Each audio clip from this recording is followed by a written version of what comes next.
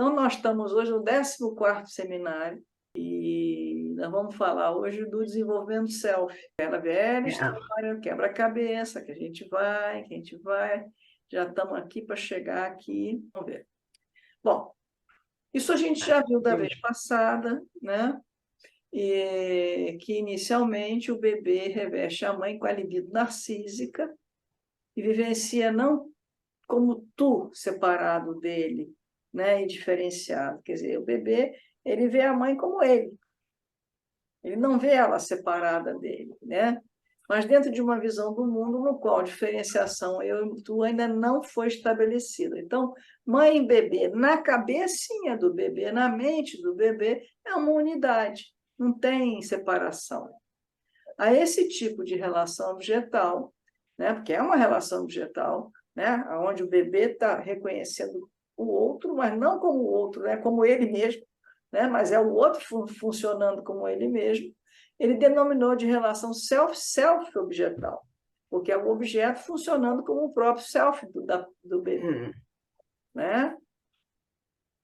Isso aí foi Nora Carneiro-Leão. Então, é aquela história que a gente já viu, a libido desorganizada, alterotismo, o narcisismo primário, que só ocorre uma vez, que é voltado para si, a partir daí ele investe no objeto. Segundo Freud, fica um vai e vem da libido, mas se viu que não, que é um vai e vem da libido, tem uma área livre de conflitos, que é com o self, no caso, é o objeto, que é o self-objeto, e tem o conflito que é entre o ego e o superego, né? Então, a libido investe o objeto e o coloca a serviço do self. O objeto investido com libido narcísica passa a se chamar self-objeto e passa a exercer a função de apoiar o self. Né?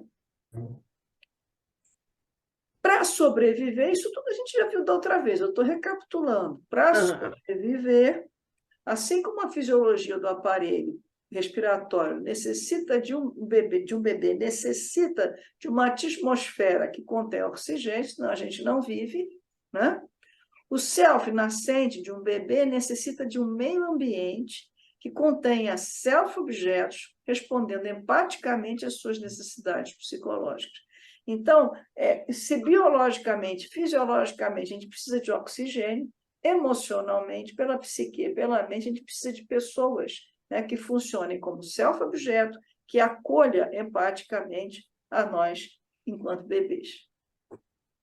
Que é quem vai cuidar, é quem vai dar de mamar, quem vai dar banho, é quem vai vestir, quem vai aquecer, quem vai dar carinho, quem vai fazer bilu-bilu, enfim, vai fazer todo aquilo, aquele aparato que é importante para estruturar a identidade, o eu da pessoa, que é o self. Né? E se a gente compreende que o self se estruturaria através da libido narcísica, uma energia psíquica, podemos dizer que, assim como no campo elétrico, essa é a ideia de Kohut, o sentido do campo, na carga positiva para fora e a carga negativa para dentro, daqui, né? Fica fazendo esse fluxo, o sentido no campo psicológico, no polo dos ideais, seria para fora, o ideal, quer dizer, aquilo que eu ambiciono para fora, e a ambição seria aquilo que vem de dentro, né? Aquilo que vai para dentro, né? Para fora e no polo, aquilo que entra. Quer dizer, a ideia é se cria um fluxo de habilidades e talentos que é o self. Quer dizer, que é a totalidade disso é o modelo do self. Então, este é o modelo para o self que o Kohut trouxe. Apresentou um modelo que ele fez, uma analogia com o campo elétrico. O self bipolar, como ele chama. Então, o polo das ambições, que é esse aqui de baixo, é representado pelo self narcísico, né? O self grandioso, que representaria o sentimento de grandiosidade que o indivíduo sente em si mesmo. Quando você fala que criança bonita, a criança se sente poderosa, né? Então, isso é o sentimento do self grandioso, que representa que é fácil uma necessidade que todo ser humano tem de ser espelhado, confirmado e enaltecido. Essa hipocrisia, não posso me exibir, a gente fala que a gente trata o exibicionismo como uma coisa ruim, não, não é não, todo mundo quer ser aplaudido, todo mundo quer se exibir e ser aplaudido. O problema é o excesso disso, é quando você só quer ser aplaudido e não quer aplaudir ninguém. Mas quem é que não gosta de ser aplaudido? Quem é que não gosta de ser elogiado? Quem é que não gosta de chegar? Ontem a Zuleide me disse, fulano aqui elogiou você, disse que gosta muito de você. Eu fiquei feliz da vida. Quer dizer, fez bem ao meu selfie grandioso. Né? Isso faz parte da vida. E o polo dos ideais é representado pela busca de um ideal, que é a imagem parental idealizada. O que é isso? Aquele pai e mãe da gente são os nossos ideais. A gente quer ser como eles. Meu pai é herói, né? E vai. É essa a ideia, o espírito que está contido nessa ideia. Né? Porque a gente precisa disso, é uma necessidade fundamental de todo ser humano de se sentir, de se fundir com esse objeto idealizado para se sentir seguro. Não, com meu pai, com a minha mãe, eu me sinto seguro. E se com quem eu me sinto seguro me elogia, eu sou maravilhosa. É esse interjogo, né, entre o ideal e a ambição que funciona, e aí eu me desenvolvo. Eu vou exercer todas as minhas habilidades de potencial e talento que eu nasci com aquilo. Aí é geneticamente a minha habilidade e potencial que eu nasci com ela. Eu trago dentro de mim, aqueles dons que a gente traz, né? É essa a ideia em princípio. E tem mais ainda, quer dizer, o modelo, então, para o self-bipolar é isso. Nós temos 3 necessidades básicas. Todo ser humano, esse modelo foi elaborado, Kohut, mas a Inaura elaborou esse modelo de uma maneira bem simplificada e fácil para a gente entender. Necessidade básica, todo mundo tem necessidade de segurança e amparo. Né? A gente precisa se sentir seguro e amparado. Todo mundo precisa se sentir aceito e valorizado. E todo mundo precisa se sentir de semelhança essencial, ou seja, pertencendo. É importante dizer, eu pertenço a tal grupo, eu pertenço a tal meio. Você não se sente um ET na humanidade ou na sua vida. Você se sente pertencendo àquele lugar. Você se sente em semelhança com o outro. São 3 necessidades básicas de todo ser humano, segundo Kohut, e eu concordo com ele. Quando você tem falha nessas necessidades básicas, quando você não tem, por exemplo, um self-objeto que te dê segurança e amparo, ou que, claro que isso vai alterar, mas se ele sempre te deixa inseguro, você vai ter uma falha, você vai ter um sentimento de vazio e desamparo. Então, você vai aquelas pessoas que se sentem sempre desamparadas, um vazio que não sabe de onde vem, enfim, e vem de uma falha dessa necessidade, desse self-objeto que não funcionou dessa maneira. Né? Ou então a pessoa se sente um estranho no mundo, eu não sei, eu não acho o meu lugar, eu não sei onde eu estou, eu não sei o que quero, não me identifico com nada, é um sentimento de estranheza, né? De si mesmo, daí é uma falha na semelhança, nesse fluxo aqui, porque aí, quando falha dos dois lados, o polo, esse fluxo também falha essa semelhança essencial. E, por fim, quando a pessoa também ela a eclosão de um self grandioso arcaico, o que é isso? É aquela pessoa que é só ela, eu sou a toda poderosa, ninguém presta, eu sou tal, quer dizer, aquele exagero, é uma pessoa que tem no fundo, ela se sente extremamente desvalorizada e ela tenta compensar aquilo com essa grandiosidade absurda, né? Ela vai saqueando dos outros, sai pouco se lixando para os outros. Então, isso é importante, né? E aí você tem, isso aqui, na verdade, é dentro de uma transferência com um analista, uma transferência narcísica, que o Freud fala em transferência neurótica, essa é uma transferência narcísica. Mas eu trouxe aqui, primeiro, porque aqui tem psis também, mas isso também acontece na vida. Você só não vai trabalhar isso como um psicanalista trabalharia, mas isso acontece demais na vida com as pessoas. As pessoas fazem essas transferências narcísicas de acordo com o Kohut, independente de estar dentro de um setting analítico. Então, quando você tem uma falha, né, e você tem essa coisa, são aquelas pessoas, por exemplo, que ela idealiza de tal ordem aquela figura, né, aquela coisa absurda, não, e quase que segue cegamente o outro, né? É todo poderoso, ideal, não sei o quê, mas no fundo é porque ela precisa se sentir, ela é tão insegura, que ela precisa dessa figura toda poderosa para ela se sentir segura. A gente vê isso muito no dia a dia da vida.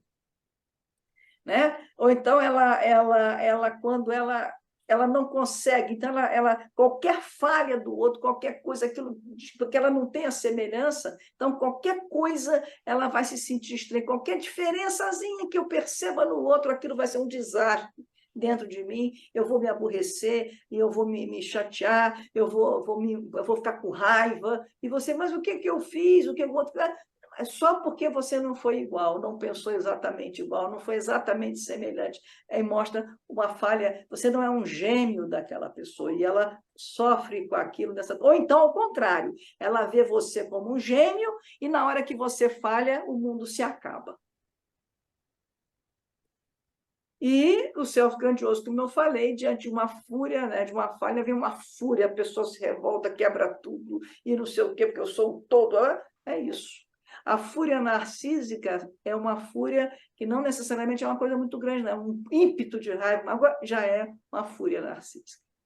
Então, são falhas diante justamente dessas necessidades não terem sido atendidas. Então, assim, os dois polos, os polos dos ideais e das ambições colocados separadamente, criarão um campo psicológico que pode ser representado pelas linhas de forças da seguinte forma, como está aqui. Então, o self, o centro do universo psicológico, da iniciativa, com coesão no espaço e continuidade no tempo. E está fora do campo daquelas necessidades instintivas, quer dizer, do ego e do superego, que é o conflito. Ele está fora dessa coisa, à margem do princípio do prazer. Ele é pela relação.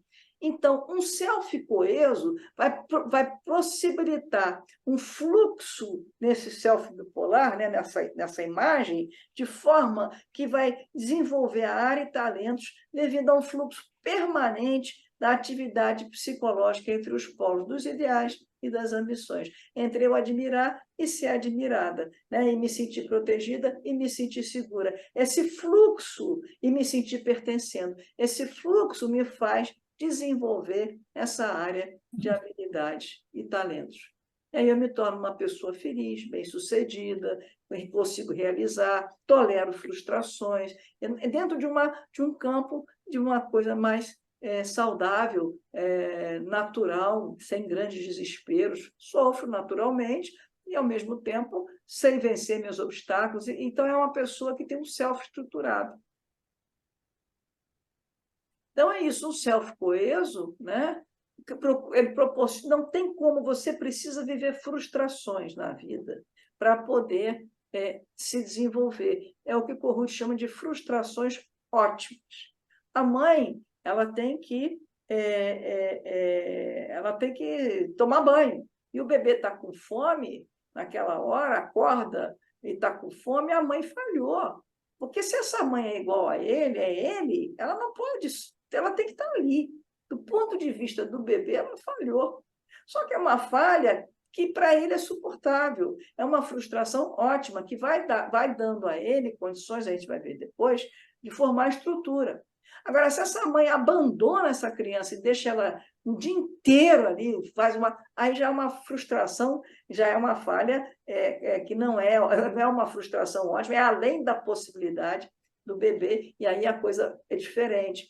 Então, você, no polo da frustração ótima, você vai ter polo das ambições, polo dos ideais, uma frustração ótima, você vai ter formação de estrutura, você vai ter tudo dentro de uma forma madura de grandiosidade e exibicionismo, uma forma madura de idealização, você vai ter um self coeso, você vai ter uma pessoa alegre, realizada, capacidade de controle das emoções, firmeza, calor afetivo, etc. Quer dizer, você vai ser uma pessoa bem, tranquila, com seus problemas, suas questões, mas tranquila. Alguma pergunta? Eu vou passar um videozinho aqui agora, mas se alguém quiser perguntar alguma coisa. Está tão claro, está muito bom. Então tá bom. Eu vou passar o videozinho, que vai falar sobre o self. Cadê? Todo mundo possui uma noção de si mesmo, ou uma ideia de eu, que chamamos na psicologia de self. O self tem a ver com quem você entende que é, enquanto uma pessoa única, e ele pode influenciar várias das nossas ações.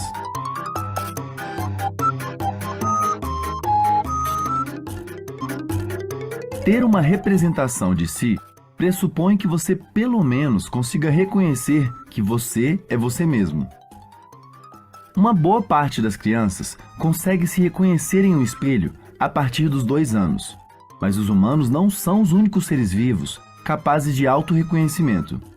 Pelo menos grandes primatas como chimpanzés, bonobos e gorilas parecem ter ao menos uma noção rudimentar de autorreconhecimento, por conseguirem, ao se olharem em um espelho, identificar uma marca difícil de ver e feita neles enquanto estavam anestesiados.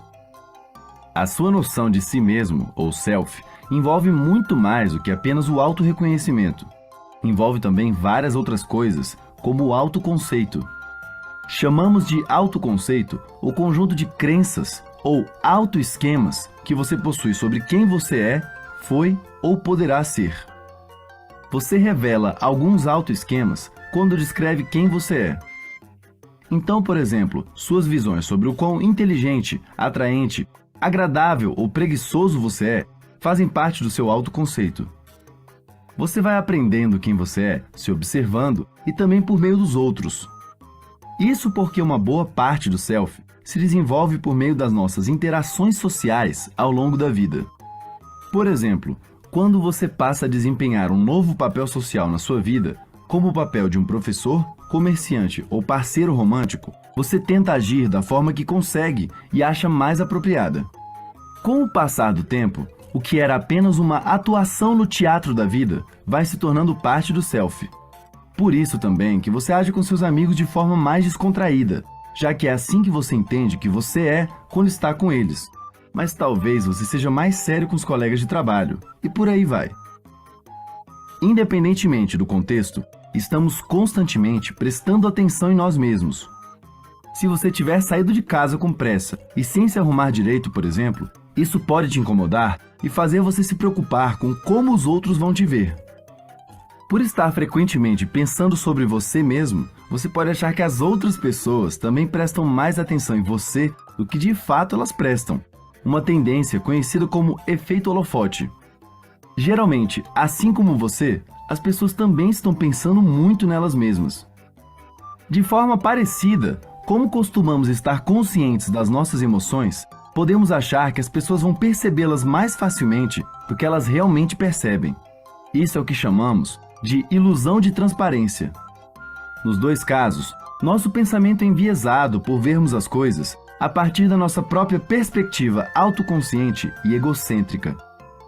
Muitas vezes, ficamos angustiados com ações nossas que as pessoas mal percebem ou não dão tanta importância quanto nós, já que elas não estão vendo tudo a partir da nossa própria perspectiva. Use o seu selfie para curtir, compartilhar o nosso vídeo nas suas redes sociais e se inscreva no nosso canal.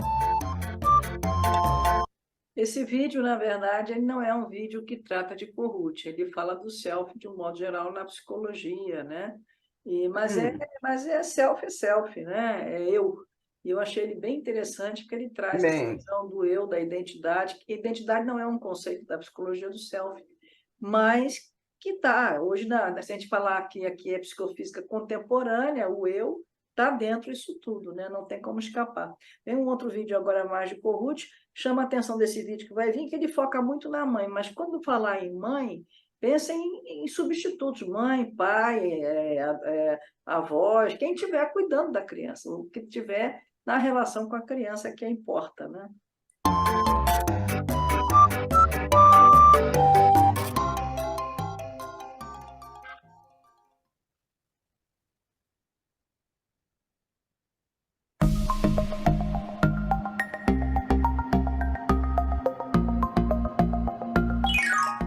Heinz Kohut foi um neurologista e psicanalista austríaco nascido em 1913 e falecido em 1981. Durante a Segunda Guerra, ele emigrou para a Inglaterra e pouco depois para os Estados Unidos, onde passou a maior parte da sua vida profissional.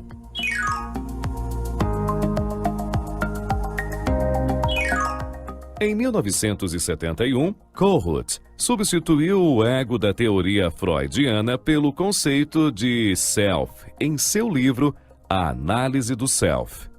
Assim como Klein e Mahler, Kohut também considera que a relação entre o bebê e a figura materna é a chave para o entendimento do desenvolvimento futuro do indivíduo. É a partir dessa relação que o self, ou seja, o universo psicológico do indivíduo, evolui de uma imagem vaga e indiferenciada para uma identidade individual clara e precisa. Isso quer dizer que, para Kohut, é a capacidade humana de se relacionar com os outros que está no núcleo da personalidade, e não as pulsões inatas, como defendia Freud. O bebê precisa que a figura materna satisfaça tanto suas necessidades físicas, como a nutrição e o sono, quanto suas necessidades psicológicas, como o desejo por atenção e carinho. As formas pelas quais a figura materna trata o bebê influenciam o desenvolvimento futuro de sua personalidade. Através de um processo chamado de interação empática, o bebê internaliza as respostas emocionais que a figura materna oferece aos seus comportamentos. Coisas como orgulho, vergonha, culpa, inveja e outras atitudes da mãe em relação ao bebê se tornam os tijolos que ele usará como material de base para a construção de sua própria personalidade.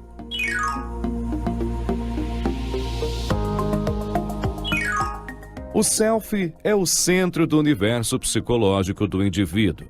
Ele unifica e dá consistência às experiências da pessoa no mundo, permanecendo relativamente estável ao longo do tempo. O self formata as maneiras pelas quais a criança se relacionará com os pais e como outras pessoas lhe são significativas.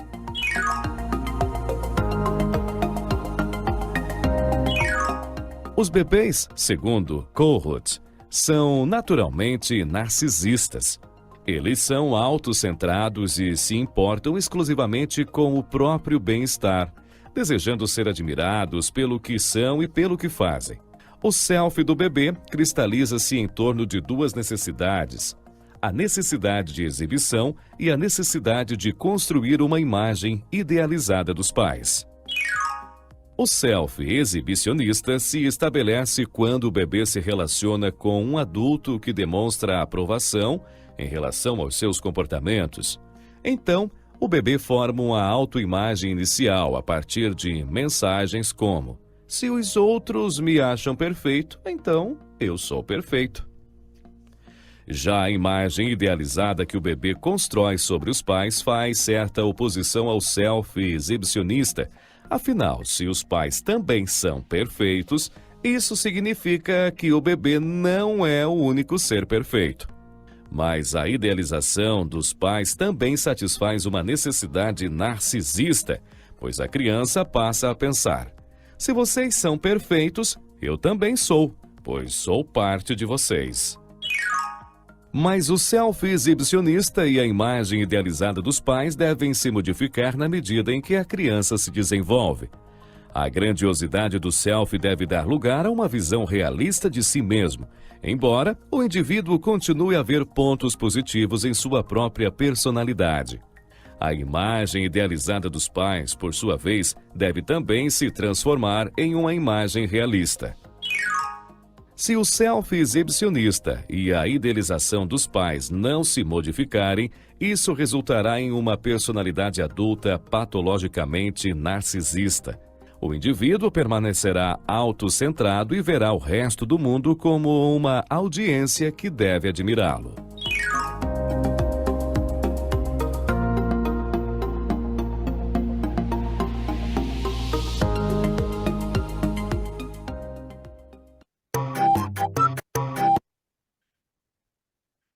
Ninguém quer falar nada, comentar? Não, eu estou aqui adorando esses Também. videozinhos, são assim, super simples, mas explicam tanto, né? Muito bom mesmo. É, Esse vídeo ele só peca porque ele focou muito na mãe, e para que a gente sabe que não é assim, a mãe ou o substituto, né? E são aquelas pessoas Mas que também Como eles costumam falar, mãe. Né? Mas a Pois gente é, sabe que mãe pode ser até o pai, uma função paterna. isso, é. Mas como a proposta dele é realmente simplificar a ideia, né, eu acho que é válido, sim. Eu gostei muito do vídeo também. Isso eu trouxe ele. Então, agora que vem a coisa importante, né?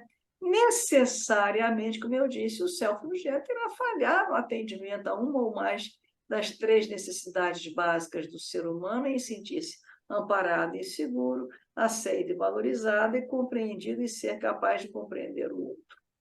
Quer dizer, eu botei essa imagem dessa mãe que realmente, às vezes, é tanto a fazer que não tem como dar conta. Vai falhar mesmo, né? Isso é importantíssimo. Então, aquelas mães que ficam tentando, não deixa vir a frustração para a criança, são péssimas mães, são péssimas, não criam self, porque para você fazer estrutura, você precisa ter a falha. A falha da frustração, que vai provocar uma frustração, ótimo, né? Então, aqui eu tenho que chegar isso aqui para cá, cheguei. Para o desenvolvimento do self, é importante que o aparelho psíquico esteja preparado para formar estruturas. As estruturas são formadas em função da capacidade maturacional do aparelho psíquico associada às experiências adequadas a cada fase do desenvolvimento. Quer dizer, a gente nasce e a gente tem um aparelho psíquico que vai amadurecendo de acordo com cada fase do nosso desenvolvimento. Então, eu achei essa imagem aqui que eu peguei muito interessante, porque a mãe vira para o filho e diz: eu espero que você entenda que eu estou sempre tentando te dar o meu melhor. Como eu tenho um gato aqui demente que fica me miando, me perturbando. Vem cá. Vem, filho, vem cá. Pronto. Desculpem aí, a minha internet hoje está naqueles dias de entregar peças, assim, tudo todo. Aí, mas voltei. Vai lá. Então, eu espero que você entenda que eu estou sempre tentando te dar o meu melhor, né? Mas quando eu estou cansado, estressado ou com raiva, meu melhor fica esquisito. Eu achei essa charge assim genial, é mãe solo, mãe solo. Porque é isso mesmo, isso é uma mãe que a gente pode dizer que é tranquila e boa, podendo mostrar isso aos filhos também sem, mas dentro de uma dosagem que a criança possa entender, e não uma coisa que vá sobrecarregar além da capacidade da criança, né? Isso é muito importante, né? Porque aí... Fale, Marisa. É a mãe real, né? A mãe realista. A mãe humana, né? Uma mãe que sabe dos limites, sabe que não vai poder, e a criança vai entender, a criança vai sentir, se ela vai entendendo. Aí, agora a gente vai ver aqui, a gente viu o self com coesão, né? Mas algumas patologias possíveis de ser em consequência das frustrações traumáticas, porque você tem as frustrações ótimas e tem as frustrações traumáticas, que são aquelas que não estão de acordo com a capacidade maturacional do indivíduo e nem do desenvolvimento da capacidade de suportar da criança. Às vezes, por exemplo, a mãe morre, né? É uma falha traumática, que às vezes não é nem culpa da mãe, né? A coisa acontece. Ela sofre um acidente, fica impossibilitada, alguém vai substituir, mas não é. Enfim, se não tiver vai ser traumático e vai ter que enfrentar, que se depois se compense isso de alguma maneira, de forma a poder superar essa falha dessa relação. Então, você vai ter no polo das ambições, no polo das ideias, você vai ter um self-objeto que não foi especular, quer dizer, ele não soube espelhar de uma forma adequada aquela criança. Da mesma forma que ele não foi empático, ele não foi capaz de se colocar, né, no lugar daquela criança e entender as necessidades reais dela, né? E aí você vai causar o quê? A frustração traumática, aí você vai dificultar a formação de estrutura, né? Aí você vai ter formas arcaicas de grandiosidade e exibicionismo e formas arcaicas de idealização. Aí você vai ter um self sem coesão, você vai ter o homem trágico, daí essa é a tragédia do homem, né? Onde as ambições e ideais dele não serão realizados. Então, você vai ter uma baixa autoestima, uma vergonha, hipocondria, exibicionismo e grandiosidade intensos, acting out, drogas, perversões, fúria narcísica, criminalidade, está tudo dentro dessa esfera narcísica de não atendimento. Agora, não vamos com essa de, então é culpa do pai que falhou, não, porque você tem compensações. O self-objeto, por isso que não precisa ser necessariamente, você pode, a mãe e o pai, você tem, o professor pode ser um self-objeto bom, um trabalho pode ser um self-objeto bom, um amigo pode ser um self-objeto bom, entendeu? Você tem substitutos que vão fazendo você... Porque a criança que falha integralmente nem vive, nem vai sobreviver. A gente está falando um exagero, né? Alguma coisa atendeu, senão não dá nem para crescer. Do outro lado, você vai ter, às vezes, aquelas pessoas fanáticas religiosas que ficam, porque é uma dependência tão grande que fica uma coisa enorme, porque você precisa daquela coisa que você não consegue, enfim, enfim, são formas arcaicas de ideal de dependência. Então, são os dois polos quando há essas frustrações traumáticas. Claro que aqui está de forma resumida e exagerada, porque quem tem isso tudo ao mesmo tempo, eu diria que não sobrevive, morre. Né? Porque assim como precisamos de oxigênio para sobreviver, precisamos de self-objetos empáticos para sobreviver psicologicamente. Então, quem tem esse desastre que está aqui nesse quadro, não sobrevive, morre, vai ter alguma coisa e vai morrer. Né? Então, esse é um exagero da situação, porque ninguém consegue chegar a uma fase mais adulta com tanta tragédia interna. Então, a gente agora vai pensar passo a passo, né? Passo a passo na importância para o desenvolvimento do self. O self-objeto do aparelho, da formação das estruturas, a gente pode compreender o quê? Inicialmente, o bebê está em fusão com ele, está dentro da barriga da mãe. Está em fusão com o self-objeto. Aí que não tem separação nenhuma. Ele se alimenta, tudo é uma coisa só. Não é, mas é. Né? Então, o self-objeto ele desempenha as funções impossível para um bebê, que não possui um self, mas apenas um núcleo de self. Então, um núcleo. Quando ele nasce, com a ruptura do equilíbrio narcísico, né? Porque aí o equilíbrio narcísico se rompe, né? À medida que ele vai nascer. O neném, ao nascer, para sobreviver, né?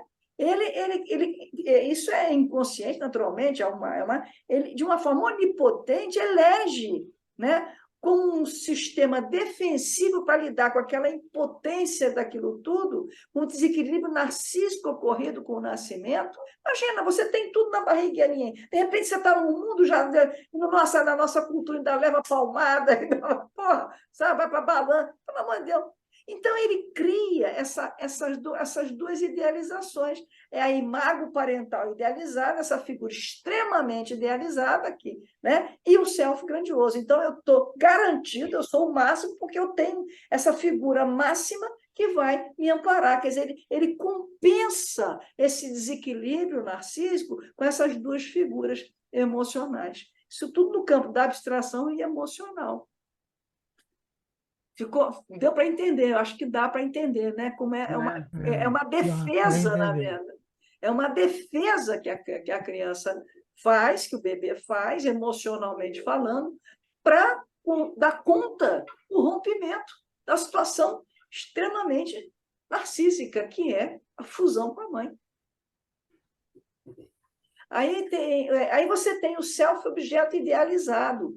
Ele exerce a função de atender às necessidades fundamentais do bebê, né, como eu tinha dito, de se fusionar com um objeto onipotente a fim de sentir-se amparado e seguro. Eu acho essa charge, eu já mostrei ela num outro curso aí nosso, mas eu acho ela genial. Olha, Haroldo, tem um esquilinho no chão.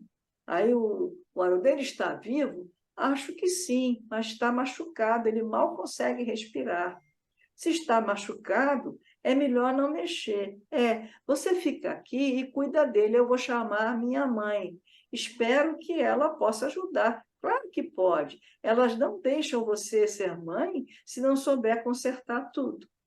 Eles não deixam você ser mãe se não souber consertar tudo. Essa é um Ótimo. retrato do self-objeto idealizado, dessa defesa. Você não pode ser mãe se não puder consertar tudo.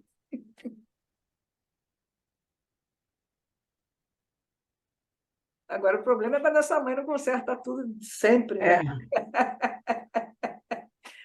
Mas ela não pode atender essa expectativa, senão também não desenvolve. O especular, né, exerce a função de espelhar o bebê, atendendo à necessidade fundamental que a criança possui de sentir-se aceita e valorizada. Imagina essa mãe que pode consertar tudo, dizendo que você é ótimo. Porra, eu estou no mar de rosas. Se a Toda-Poderosa pode dizer isso, eu estou no mar de rosa. Aí eu peguei essa charge. Dona das Dor, chegou essa caixa aqui para a senhora. Para mim, o menino do céu, o que será isso? Feliz Dia das Mães, mamãe. Quer dizer, ele se dando para a mãe, porque ele sabia que a mãe ia ficar feliz da vida, ele era o máximo para ela. Ele é o presente, né? Ele é o próprio, ele é tão valorizado para essa mãe. A cara da mãe, que felicidade ver o filho, o cachorro, au, au, au. Todo mundo alegre de ver o filho como presente. Muito bom. Né? Quer dizer, representa essa imagem, né? E tem essa outra, que é o self-objeto gemelar, que é o gêmeo, né? Ele exerce a função de atender à necessidade fundamental que todo indivíduo possui de uma semelhança essencial, a fim de garantir à criança o sentimento de que ela é pertencente a um contexto humano, onde se sente compreendido e é capaz de compreender o outro. Aí o pessoal da turma da Mônica, né? Vai lá o Cebolinha. Oi, Mônica, você também vai para o aniversário? Vou. Oi, turma, vai para o aniversário? Vamos. Aí vai todo mundo, feliz aniversário. Puxa, Franjinha, muito obrigado. Feliz aniversário. Obrigado, Mônica. Feliz aniversário. Aí todos eles deram um abraço do Cascão e depois foram tomar banho. Mas eles não deixaram o Cascão ficar fora do grupo, né? O Cascão pertence ao grupo. Depois eles... É o lado sujo, né? De cada um. Não, porque cada um foi lá abraçar, se colocou igual, ele é o Cascão, ele não sabe viver diferente, mas ele está no grupo, ele pertence ao grupo, ele é gênio, todo mundo aceitou, foi tomar banho e acabou. Né? E isso, né, acontece agora mesmo, a gente está aqui, a gente é um grupo que se sente pertencendo a esse contexto. Né? A gente se sente admirado quando estava falando, né, de, pô, tô feliz aqui, tem gente me assistindo da mesma maneira, eu acredito que quem está aqui também está feliz de estar assistindo, estou aqui podendo assistir. Eu acho que essa troca acontece a todo instante na vida, como a gente se sente, às vezes, mal, porque a gente, pô, será que eu agradei? Será que... Né, a gente fica, às vezes, inseguro em relação ao que acontece, enfim, e isso pertence às nossas vidas. O tempo todo nós estamos lidando com essas três condições de self-objeto. Isso é uma coisa interessante, porque o narcisismo para Kurush, a gente, isso semana que vem vai ver, ele amadurece, a diferença é que quando você é criança, bebê, você precisa do self-objeto idealizado, arcaico. É aquele que faz tudo por você, porque você precisa daquilo mesmo. Mas, à medida que você vai amadurecendo, você vai trocando. Esse self-objeto idealizado, ele se transforma, ele não é mais arcaico, ele amadurece. É aquele companheiro que você precisa, é o maridão que está do lado, enfim, tem esse aspecto do ideal, né? Pô, me protege, né? Pô, tá ali, né? Então, é isso, quer dizer, ele não é mais toda a necessidade do mundo, é vital, porque o bebê, se o self-objeto não tiver ali, ele vai viver um desamparo total, pode até morrer, né? Mas, então, o amadurecido é uma pessoa importante que a gente tem, que a gente também reconhece como outro, aí tem a libido objetal também, que não se anula, mas nós estamos falando da libido narcísica, mas ele também está a serviço do nosso self. né? Isso é muito comum em relações de casamento. Tem relações que o que prevalece é a relação narcísica, né? Onde um está tentando o tempo todo atender a necessidade do outro e não reconhece o outro como o outro. Quando o self-objeto, a libido narcísica é amadurecida, você sabe que o outro está te atendendo, sim, ele funciona como self-objeto, mas você também vai servir de self-objeto para ele, né? Porque você vai reconhecer ele como objeto também e você vai ter o amor objetal. Quer dizer, então, as duas libidos, né? As duas formas de se manifestar estão presentes nas relações, de acordo com o Ruth. Eu simplifico na minha teoria, eu simplifico isso mais em termos de vibrações, né? Em que você precisa, aí não tem eu não faço tão elaborado isso, são padrões vibracionais que você precisa um do outro e pronto, quer dizer, você reconhece as várias notas que você precisa e as outras notas que você pode dar, né? É uma questão diferenciada, mas isso a gente vai ver mais adiante, não é hoje. Então, você tem falhas ideais. Como é que forma estrutura? Como é que isso vira estrutura? Porque até agora eu falei que isso vira estrutura, mas como é que isso se dá para virar estrutura? O que acontece? De acordo com a capacidade material, você tem consequência das falhas ideais, o aparelho psíquico do bebê, por uma questão psicoeconômica, ele vai retirar do objeto que falhou e, fragmentando os aspectos da imagem do objeto que está sendo internalizado, vivenciará o que Corrut chamou de frustração ótica. Então, eu vou ter essa menininha que está aborrecida lá com o ciúme. Aí, no item 2, ela vai fazer o quê? Ela se aborreceu, ela vai desfragmentar essa imagem e vai internalizar como uma frustração ótima, se está de acordo com a capacidade dela suportar.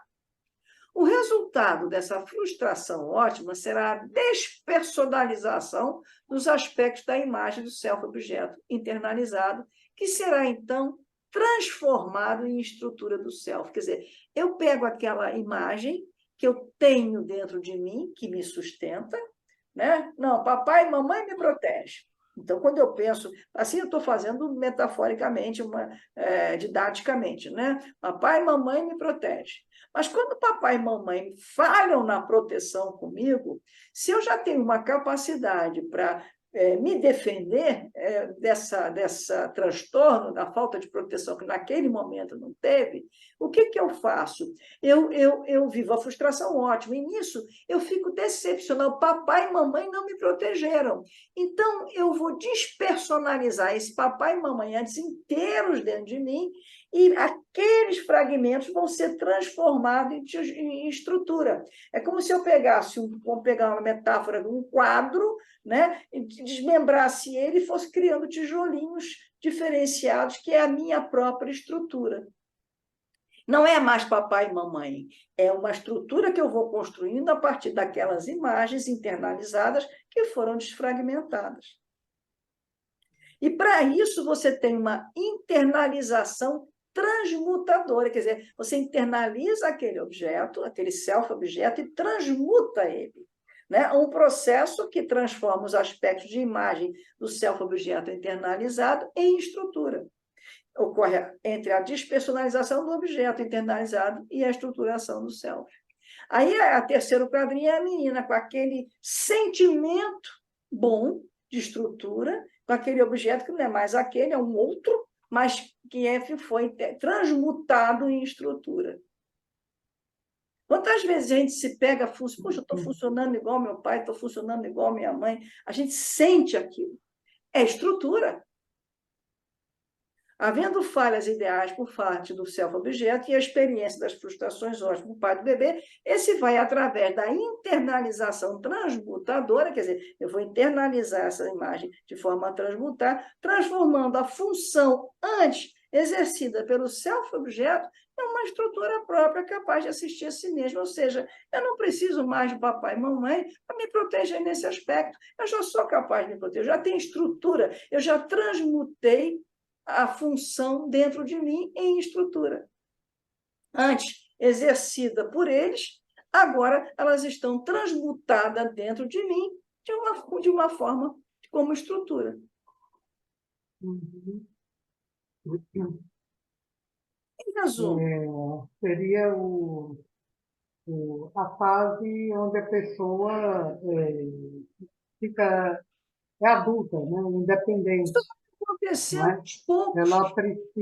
Ela não precisa mais de papai e mamãe externo, ela tem eles internalizados e ela Mas a se gente vai protege. precisar, mas a gente vai ver depois que vai precisar de ser objeto a vida toda. E isso vai acontecendo devagarzinho, na medida que você vai crescendo, e aquela criança pequenininha, que a primeira vez ela leva um tombo, não faz direito, depois ela fica feliz e mostra conseguir fazer. Ela já está fazendo estrutura. Uhum. Devagarzinho, ela está fazendo a estrutura dela. É um tijolinho em cima de tijolinho, de acordo com a capacidade dela, né? De desenvolvimento e capacidade de maturidade emocional da psique dela, né? Isso aí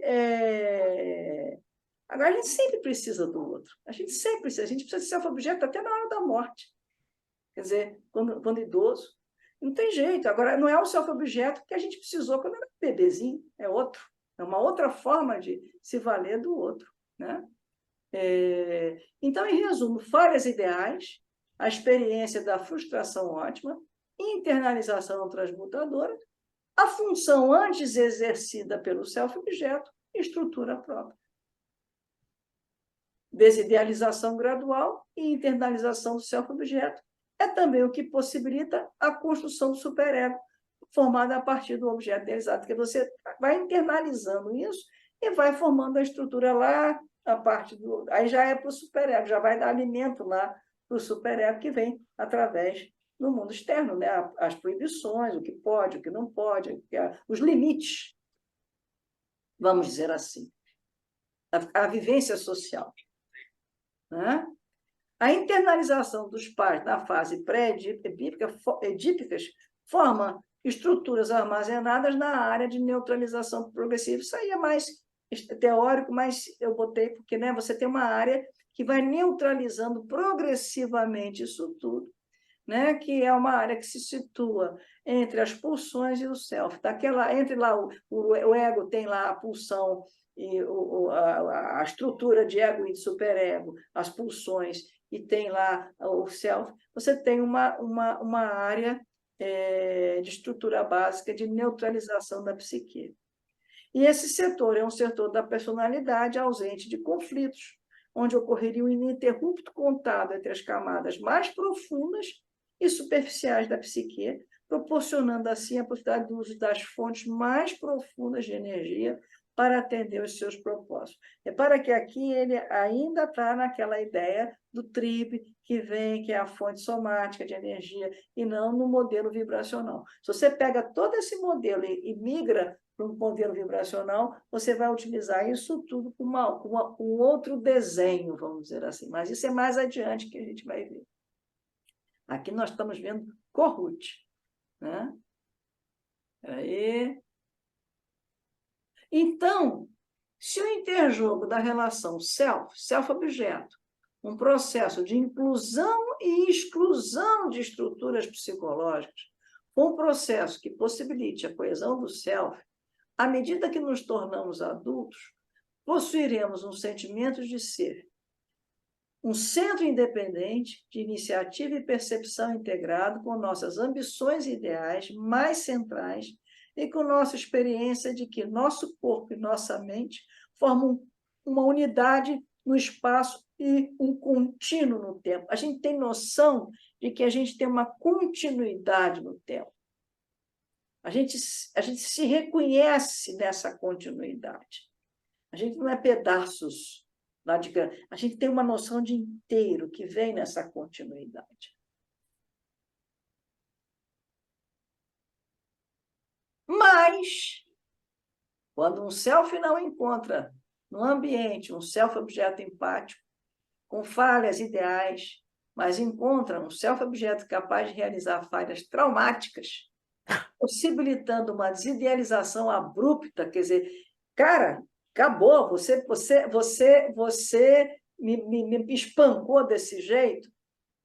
E o self, então, não pode ir se estruturando gradualmente pela internalização transmutadora, como eu mostrei, Ele, ao invés de abrir mão, o que ele faz?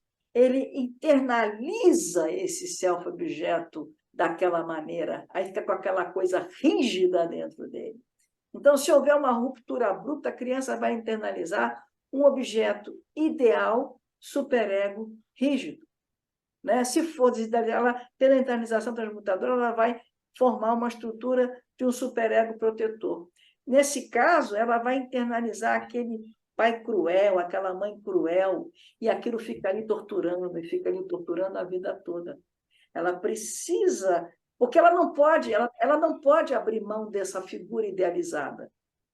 Ela precisa daquilo. Ela não se sustenta na vida emocionalmente e nem fisicamente, uma criança pequena, né, sem um adulto que lhe sirva de self-objeto. Então, ela não tem saída. Se ela não pode ir graduando, o que ela faz? A defesa que ela faz é internalizar aquilo tudo inteiro, e ela não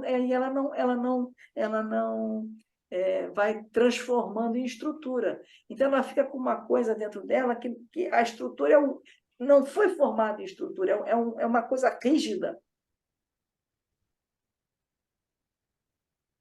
dentro dela, internalizada. E ela não consegue aí se desenvolver, não consegue. Aí se tornam pessoas cruéis, se tornam muitas vezes, ou frustradas, que não conseguem realizar nada na vida, e aí vai. Porque não fez. Hã? Eu não entendi essa foto lateral. É uma criança espancada. Ai, que horror. Ai, eu não entendi, pensei que fosse doente ou morto, inclusive. Espero que morto, inchado. É uma criança espancada. Uma criança que passa por isso, se ela não morrer, você falou bem, ela não pode abrir mão do self-objeto idealizado. Porque é ele que protege ela. E olha o que ele fez com ela. Ela internaliza. Ela não vai fazer estrutura, ela não vai desidealizar, ela desidealiza, de uma forma abrupta. Cara, isso aqui não me protege. Só que ao invés dela abrir mão e buscar outra, ela não tem onde buscar. Ela faz e põe aquilo tudo para dentro, emocionalmente falando.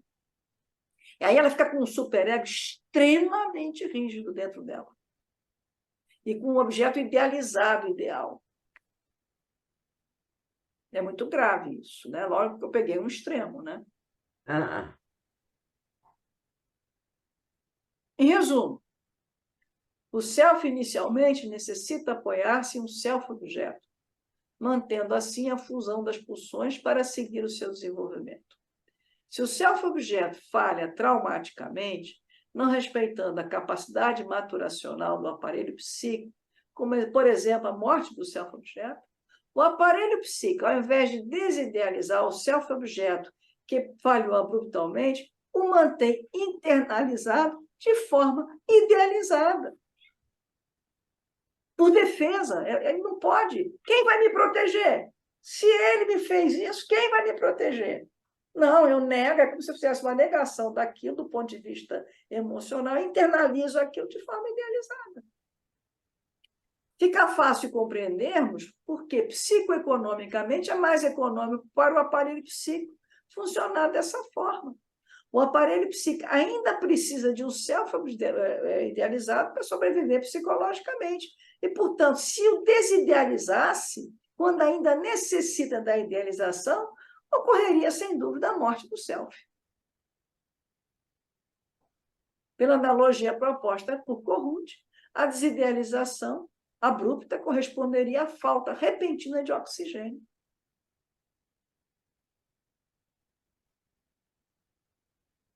A desidealização abrupta promove a internalização de um objeto idealizado, reprimido para o inconsciente, contribuindo para a formação de um superego rígido e punitivo.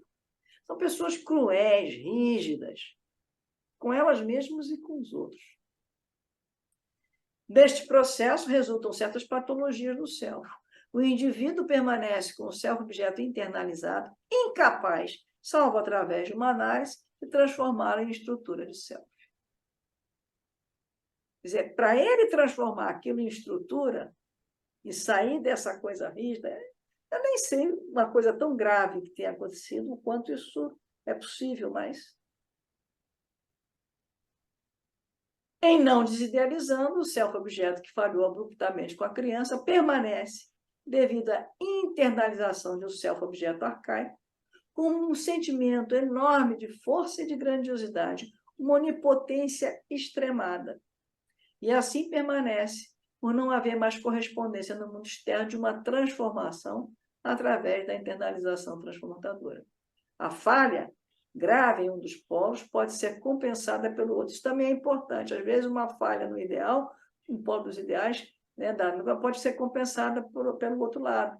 Se nos dois polos do self ocorrerá, agora, se for nos dois, ocorrerá uma impossibilidade grave de estruturação.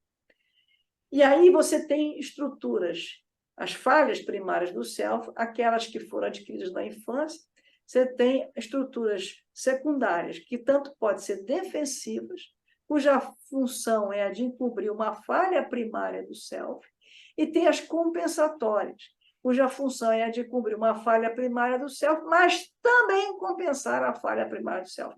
A gente, né, que conseguiu, fica mais nas estruturas compensatórias.